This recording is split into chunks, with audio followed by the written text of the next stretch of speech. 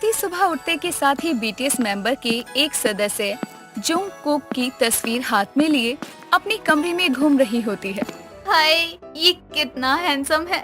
भगवान, आपने मुझ पर क्या जुल्म किया है। मुझे भारत में क्यों भेजा। मुझे तो कोरिया में जंगकुक की बाहों में रहना था। हाय, कैसा सितम है इतनी बड़ी दीवानी पर। प्रीति जंगकुक को अपने हाथ में लिए यहाँ वहाँ घूम रही होती है। तभी प्रीति की सास सुनीता दम दमाते हुए आती है और प्रीति को बेलन से जोर से मारती है। तेरी सुबह बस आवारा लड़कों की शक्ल देखकर ही होती है। अरे कितनी बार समझा चुकी हूँ कि अपने पति पर ध्यान दे। देख, आज भी तेरी वजह से मेरा बेटा भूखे पेट ही ऑफिस गया है। माँ जी, आप मेरे जंगकुक को आवारा कैसे कह सकती हो? आपको पता भी है मैं इससे कितना प्यार करती हूँ। और रही बात आपके बेटे की, तो मैंने उन्हें पहले ही बोल दिया था कि जब तक वो मुझे साउथ कोरिया नहीं लेके जाएंगे ना, मेरे जंगकुक से नहीं मिलवाएंगे, तब तक तो भूल ही जाएं कि उनकी कोई पत्नी भी है। हे भगवान, कितनी बेशर्म लड़की है ये। बताओ, किसी पराई मर्द के लिए अपने पति के साथ ऐसे कर रही है। तेरे पेट में जो रोटी जा रही है ना, वो मेरे बेटे की कमाई से ही जाती है, ना कि तेरे उस आवारा के पैसों से। माँ जी, मैं आपको पहले भी समझा चुकी और अब दोबारा समझा रही हूँ कि मेरा जंगकुक ना कोई आवारा नहीं है, उसका नाम है। आपको उसके बारे में कुछ भी बोलना है ना तो तमीज से बोलो, क्योंकि ये बदतमीजी ना मैं बर्दाश्त नहीं करने वाली। और अब जाइए मेरे कमरे से, मुझे नहाना है। हाँ हाँ, रेडी हो जा, आने वाला है ना तेरा जंगकुक तुझसे मिलने। बताओ कैसी लड़की है, एक ऐसे इंसान के पीछे पागल है जिसे ये कभी मिली भी नहीं है। माँ जी, आप क्या खाकर मेरे कमरे में आई हो? अरे हद है, आप तो जाने का नाम ही नहीं ले रही हो। मैं जंगकुक से आज नहीं मिली, लेकिन मिलूंगी जरूर, देख लेना आप भी। प्रीति को जंगकुक को लेकर काफी ज्यादा पागलपन था। वो बस चाहती थी कि वो अपनी जिंदगी में एक बार उससे जरूर मिल ले, लेकिन उसका अभी तक ये सपना ही था। ऐसे ही एक दिन प्रीति अपने पति सूरज के साथ बाहर मॉल में घूमने जाती है, जहाँ पर एक नोटिस बोर्ड पर नोटिस लगा था। प्रीति अपने पति सूरज के साथ उस नोटिस बोर्ड के पास जाती है। सोमवार को मुंबई में दर्शन मॉल में बीटीएस का कॉन्सर्ट है। सूरज जी, हाँ, आपने पढ़ा बीटीएस का कॉन्सर्ट, मतलब मेरा जंगकुक भी आने वाला है। सूरज जी, आप मेरी टिकट करवा दो मुंबई की। तुम क्या अपना दिमाग जंगकुक को ही देकर आई हो? अरे पागल हो गई हो क्या? मुंबई की टिकट करवा दो। अरे वहाँ अगर कुछ यहाँ वहाँ हो गया तो मैं क्या जवाब दूंगा तुम्हारी माँ को? बोल देना ना, बीटीएस के चहेते जंगकुक से मिलने गई उनकी दीवानी फैन। देखो सूरज जी, अब ना बहुत मजाक हो गया। मुझे जंगकुक से मिलने ना मुंबई जाना है, मतलब जाना है। और मुझे मुकेश अंबानी की दौलत चाहिए, मतलब चाहिए। ये क्या बोल रहे हो तुम? मुझे कुछ समझ नहीं आ रहा। मैं भी यही बोल रहा हूँ कि तुम क्या बकवास कर रही हो। अरे अब एक हफ्ते पहले तुम्हारी टिकट कहाँ से करूँ मैं? तुम्हें क्या कोई रईस बाप की औलाद दिख रहा हूँ मैं? क्या कोई बोतल से निकला हुआ जिन हूँ मैं, जो तुम मुझे घिसोगी और मैं तुम्हारी सारी इच्छा पूरी कर दूंगा? देखो, ये जो भी बकवास है ना तुम्हारे दिमाग में, वो सब प्लीज निकाल दो। ठीक है, अगर तुम मेरी इच्छा पूरी नहीं करोगे तो मैं घर नहीं जाऊंगी, मैं यहीं लेटी रहूंगी। तुम तो मुझे अपना पति मानती ही नहीं हो ना, तो किस हक से तुम मुझे ये सब कुछ करने को बोल रही हो? और तुम्हें क्या लगता है कि तुम कुछ भी बोलोगी और मैं मान लूंगा? अच्छे से जानता हूँ मैं तुम्हें। तुम्हें क्या लग रहा है कि मैं मजाक कर रही हूँ? कोई बात नहीं, अब देखो मैं क्या तमाशा करूंगी। जब आते जाते लोग देखेंगे और हंस कर जाएंगे ना, तब तुम्हें समझ आएगा कि मैं मजाक नहीं करती। प्रीति वही मॉल में लेटकर रोने लग जाती है। आते जाते लोग सब उसको देख रहे थे।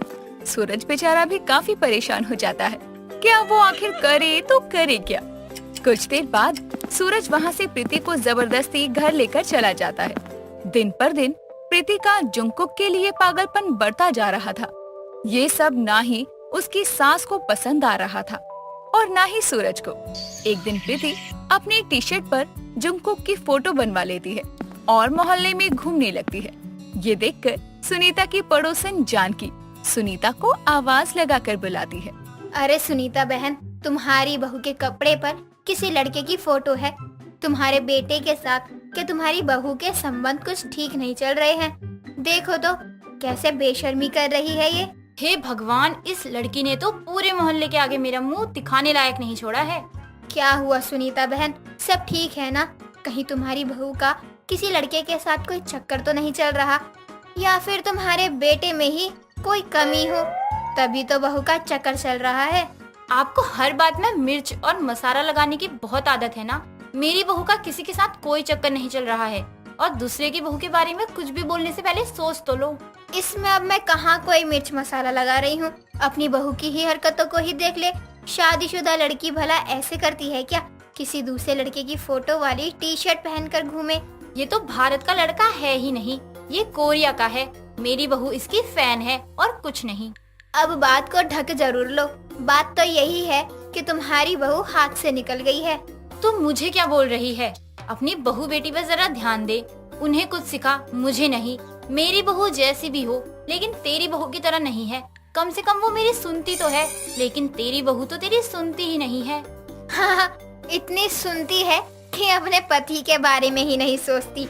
उस दिन तेरी बहू और तेरे बेटे की लड़ाई जब मॉल में हो रही थी, तब मैं वहीं थी। मैंने भी सब देखा कि कितनी सुनती है तेरी बहू। जानकी की बातें सुनकर सुनीता बहुत ज्यादा गुस्सा करती है और अपनी बहू पर चिल्लाने लगती है, लेकिन वो कुछ कर नहीं पाती क्योंकि उसकी बहू तो उसकी बिल्कुल नहीं सुनती थी। ऐसे ही दिन निकल रहे थे। प्रीति की जुंगकुक को लेकर हरकतें बढ़ती जा रही थी। प्रीति कुछ दिनों बाद जुंगकुक की वीडियो देख रही होती है। यार कितना अच्छा लगता है। क्या मैं भी कभी इससे मिल पाऊंगी या बिना मिले ही भगवान से मिल लूंगी? ऐसा कुछ तो हो जिससे मैं अपने जंगकुक से मिल पाऊं। भगवान, कोई जादू, कोई चमत्कार कर दो। प्रीति खुद से बातें कर ही रही थी कि तभी वहाँ पर उसका पति सूरज एक लड़की के साथ आता है। उस लड़की को देखकर सुनीता और प्रीति दोनों हैरान हो जाते हैं। ये लड़की कौन है आपके साथ, और ये हमारे घर में क्या करने आई है? ये लड़की मेरी गर्लफ्रेंड है।